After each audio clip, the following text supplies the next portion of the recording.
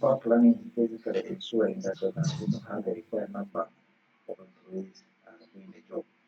So we also looked at some of the approaches of manpower planning, whereby we talked about the qualitative approach versus the quantitative. Whereby we said that the qualitative approach emphasized that the organization needs to have people or employees who having the skills, the requirement, the qualifications for conducting the job. That is the qualitative approach. Then the quantitative approach also looks at the number of the employees in an organization. Okay? You can have the people with the required skills, but how many are there in numbers? If they are few, definitely they are not going to perform to the expectation. So as a human resource manager, you need to have both approaches, the qualitative and the quantitative approaches as far as manpower planning is concerned. So in this presentation, we are going to look at the job analysis.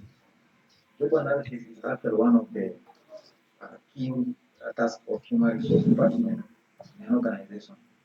For example, you are working in a non-profit organization or international NGO, which is basically dealing with health-related interventions. Okay, you are tasked now to employ a clinical officer or a nurse. But for you, I've studied only the human resource. You don't know anything to do with the clinical officer. You don't know anything to do with the nursing. That means that you need to now rely on the job analysis to make sure that you recruit the right person for the job. So with that background, we can now define a job analysis as a system of gathering information related to the task. That's the brief definition of job analysis. You're basically looking for information related to the work you're planning to perform. So we do the job analysis when we expect job, or we do the job analysis when someone in an organization has retired or has resigned or has passed on, God forbid, but that is the nature of life. So they all potential candidates for that. So when such incidents happen in an organization, of course the human resource department has to come in together with the hiring department. Remember, we also have the hiring department. So that means that the human resource does not do the recruitment alone. It coordinates with the hiring department. For example, if the hiring is taking place at the Department of Health, you need to work with the health manager or with the person who is in charge of health to make sure that you have a good recruitment. Okay? So if the recruitment don't take place in the Department of Finance, you need to include the people of the finance department in the recruitment exercise to make sure that you have a very good result. Otherwise, if you take it upon yourself as the human resource to do everything, I'm telling you that you might not get the right person you are seeking for. So that's about the definition of a job analysis or work analysis as far as human resource management and organization is concerned. So we have categories of information we get from the job analysis. The first one is the job identification. So under job identification, we're basically talking about the job title.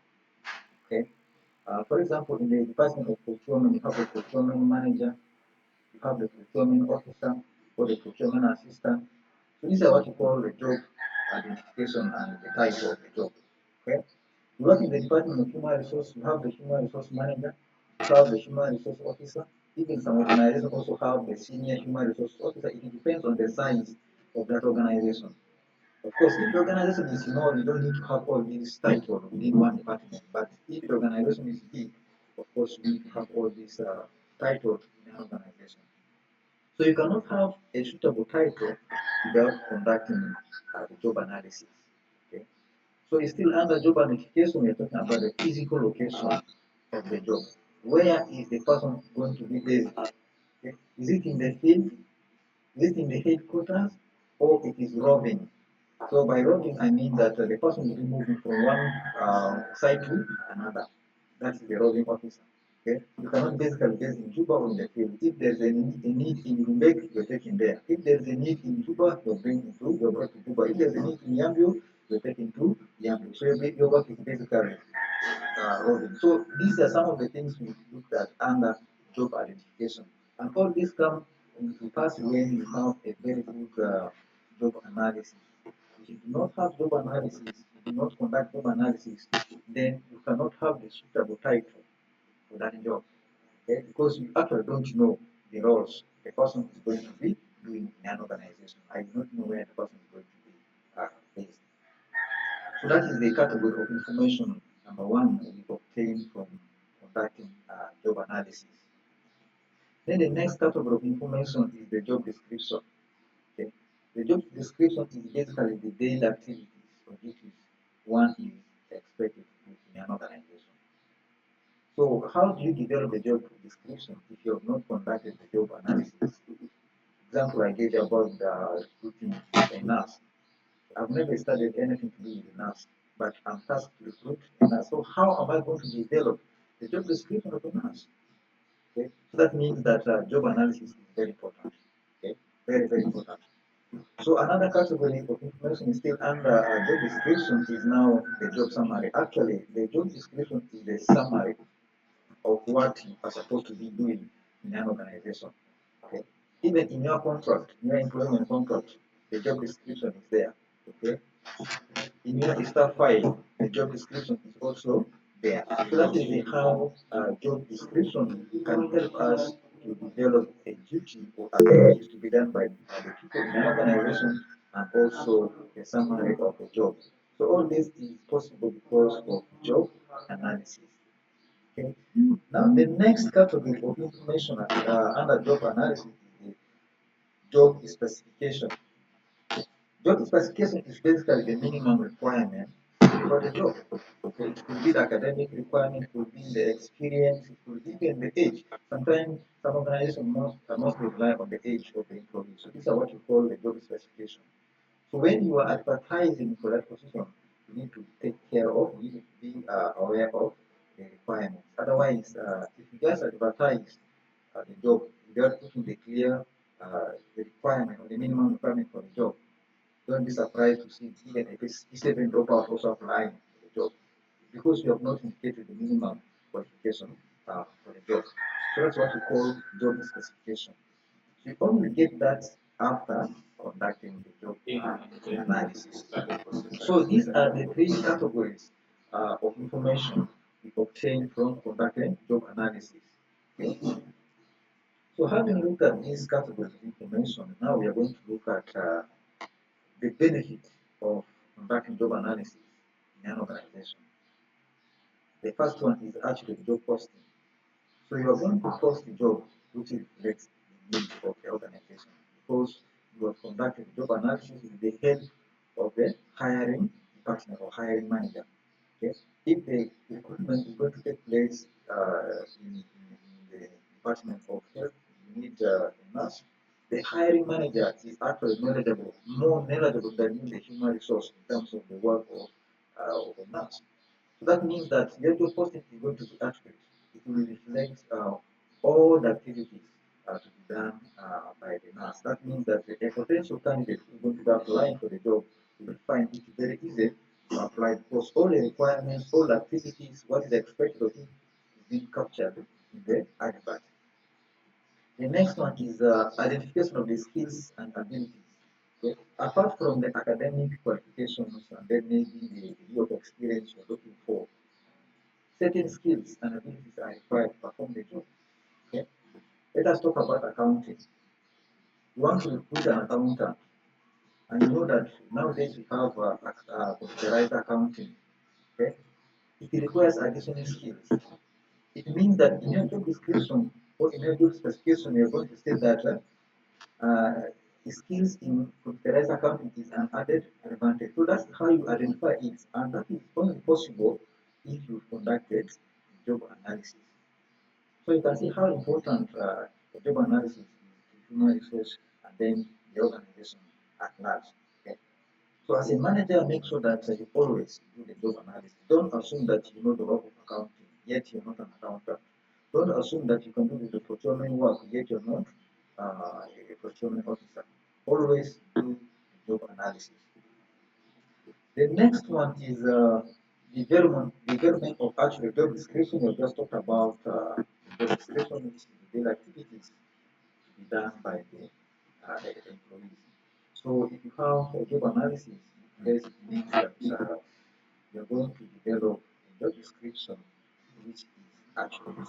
The person who's going to be employed will not face any problem, okay? Because he already knows what is expected of him in terms of the delivery how the job is supposed to be done. So job analysis plays a crucial role in that. Then also it improves decision making during the recruitment and the hiring process. Okay. This comes in terms of the interview, the structure of the interview. Actually, the structure of the interview is also based on the job description. You cannot interview someone uh, outside the job description or outside the scope of the job. It means that candidates will not be performing. But if you have their job description well stated, because the job analysis means that the decision making in terms of who to be hired for the job becomes very easy for you because you assess from the interview the performance of the candidate. So these are some of the importance of conducting job analysis in the organization.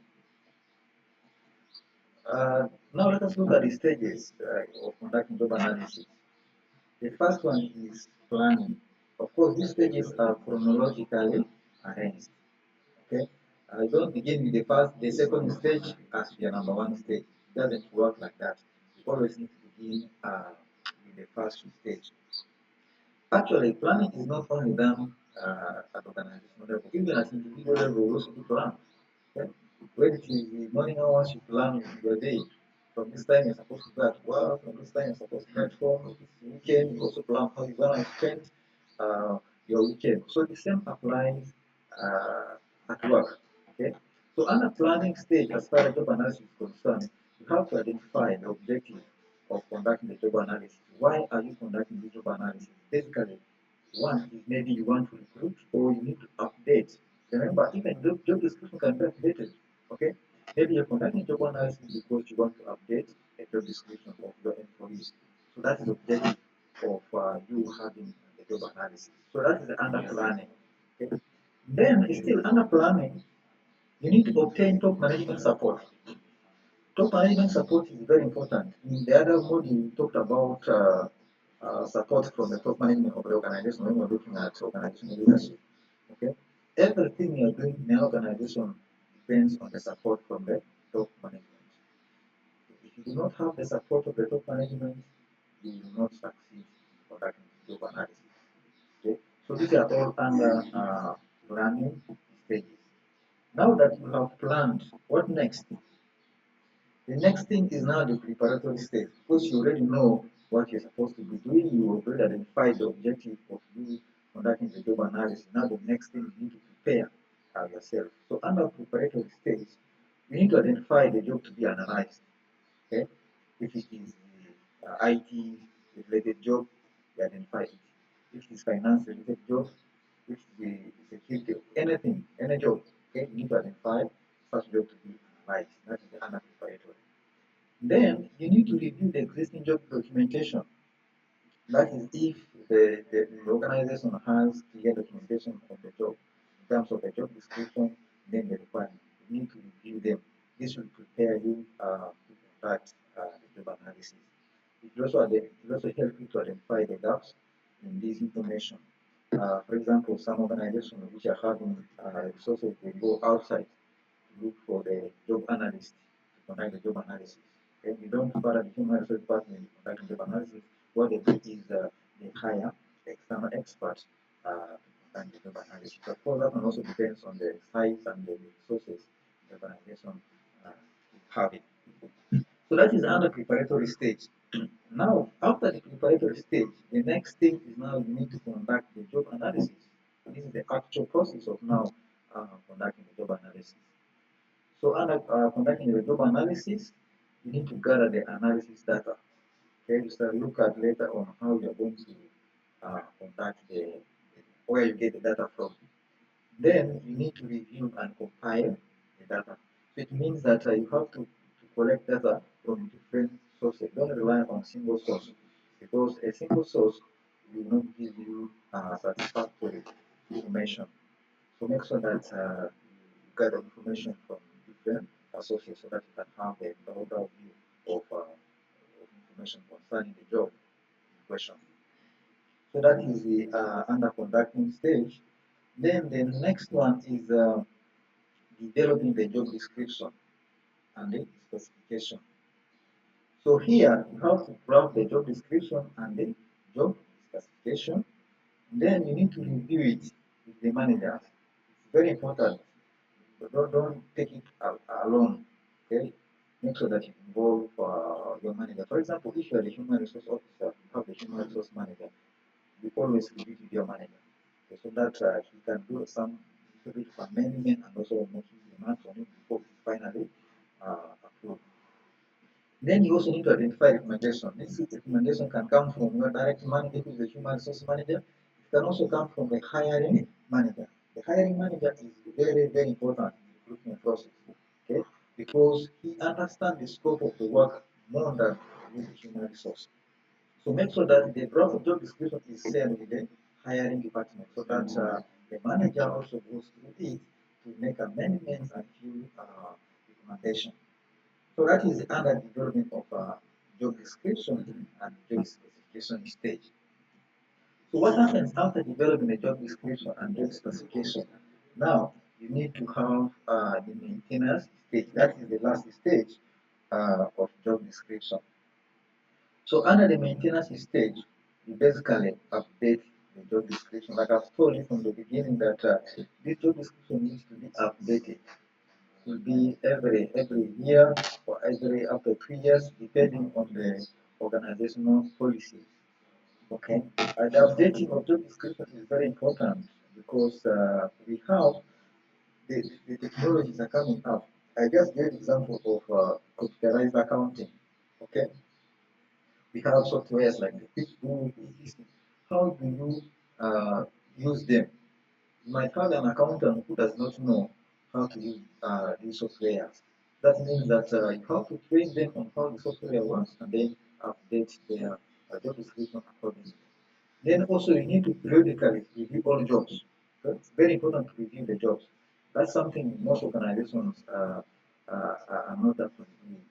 The reviewing of the jobs is not taken seriously, but it's very important that you get time to review the job. You might find that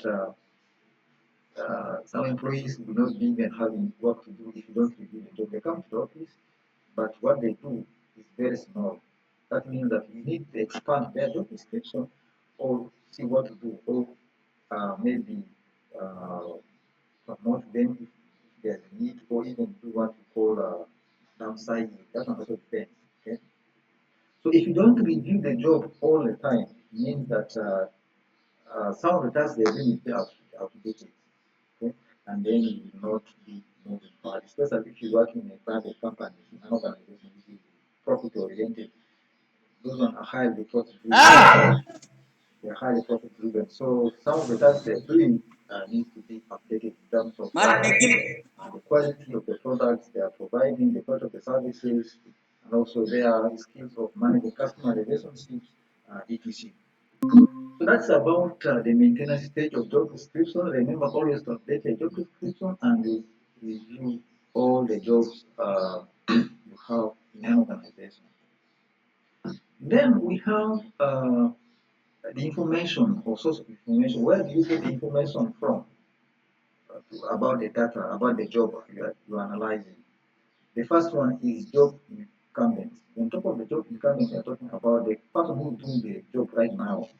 So the current doctor, if you are trying to recruit a doctor, a medical doctor, or a gynecologist, okay, you go to a gynecologist to tell you what he or she does. So for your work will be writing down information, the data which is giving you. That's a very good source of getting information about the job. The job incoming is very important. We give you the latest information. But don't rely on internet. Okay? Some people they rely on internet to get information related to job analysis. It will not help you because some information on internet are even outdated and they are not contextualized. So the more you rely on the internet, you're not going to get good results. Okay, the best source is the job incumbents. Then you also have the supervisors or the line managers.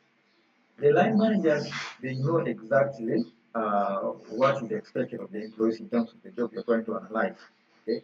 For example, the finance manager has more information on the work of an accountant or a finance. So instead of you maybe going to interview the job incumbent, you can come to the manager or the supervisor to interview him on how such tasks are done in an organization. Then for you to take it work out. Then also you can seek information from the job analyst. The job analyst, like I've told you, these are experts. Okay? This one now depends on the organizational resource. You don't need to rely on a job analyst if you do not have the resources. But if the resource is there and then the organization, the top management can allow you to go and get information from the job analyst, then you can hire them. But where the resources is not there, you can avoid the job analyst. So another source information which I've not included here is the former job holders. Okay, maybe the retired job holder. These people they have the experience. Okay, you might find that someone spent more than 30 years uh, working as an accountant. So such a person has very good experience and can give you information related to the job of accounting you are trying to seek for. So don't ignore the former employees. They are very, very important in terms of giving information related to the job you are going to analyze. Then we have the methods of analyzing the job. The first one is you can use observation method. This is whereby you just see the employees doing the work and then you record whatever they are doing. Okay? Then another method can also be by interview, whereby you can ask them instead of just seeing them, you can ask them on how they do their things. So for interview, where you can design a questionnaire, and then they still for you to get information related to the job you are trying to analyze. So with that, we come to the end of this presentation, and then I will become a question or recommendation or clarification from you.